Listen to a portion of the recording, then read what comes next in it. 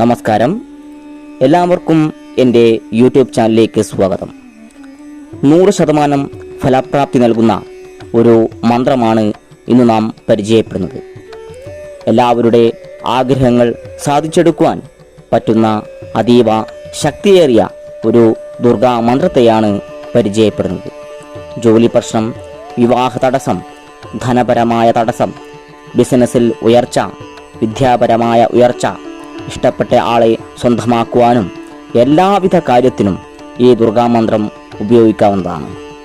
നിങ്ങൾ ഈ ചാനൽ ഇതുവരെ സബ്സ്ക്രൈബ് ചെയ്തിട്ടില്ലെങ്കിൽ സബ്സ്ക്രൈബ് ചെയ്യുകയും ലൈക്ക് അടിക്കുകയും കമൻറ്റുകൾ രേഖപ്പെടുത്തണമെന്നും അഭ്യർത്ഥിക്കുകയാണ്.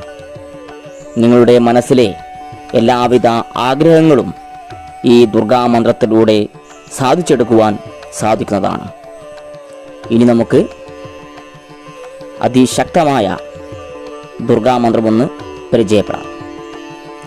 ഓം ഹ്രീം ധും ദുർഗായേ നമഃ. ഓം ഹ്രീം ധും ദുർഗായേ നമഃ. ഇങ്ങനെയാണ് മന്ത്രം ഉരുവിടേണ്ടത്. ഈ മന്ത്രം ലളിതമായി തോന്നുമെങ്കിലും ഫലപ്രാപ്തി വളരെ വലുതാണ്.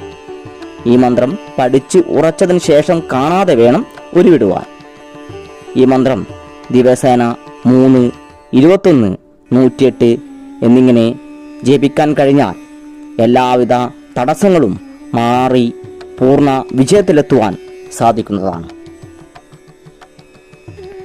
ജാതിമത ഭേദമന്യേ എല്ലാവർക്കും ഉരുവിടുവാൻ പറ്റുന്ന മന്ത്രമാണ് ഇത്. മന്ത്രം പ്രഭാതവേളയിലോ വൈകിട്ടുള്ള സന്ധ്യാവന്ദന വേളയിലോ ഉരുവിടാവുന്നതാണ്. 21 ദിവസം 41 തവണയാണ് മന്ത്രം ഉരുവിടേണ്ടത്. രാവിലെ കിഴക്കോട്ടും വൈകിട്ടുള്ള സന്ധ്യാവന്ദന വേളയിൽ പടിഞ്ഞാറോട്ടും തിരിഞ്ഞിരുന്ന് ജപം നടത്താവുന്നതാണ്. എല്ലാവിധ ശത്രുദോഷവും ഈ മന്ത്രജപത്തിലൂടെ മാറിക്കിട്ടുന്നതാണ്. മന്ത്രാവസാനം കാര്യസാധ്യം എന്താണോ അത് പറഞ്ഞു വേണം അവിടെ നിന്ന് എഴുന്നേൽക്കുവാൻ.